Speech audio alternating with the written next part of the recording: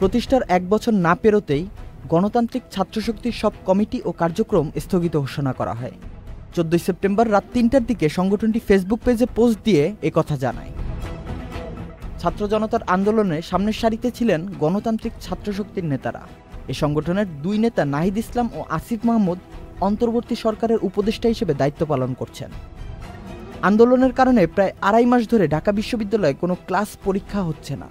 22 September থেকে academic কার্যক্রম শুরুর উদ্যোগ নিয়েছে বিশ্ববিদ্যালয় কর্তৃপক্ষ। কিন্তু এর আগে ক্যাম্পাসে ছাত্র রাজনীতি নিষিদ্ধ করার দাবি তুলেছেন শিক্ষার্থীদের একটি অংশ।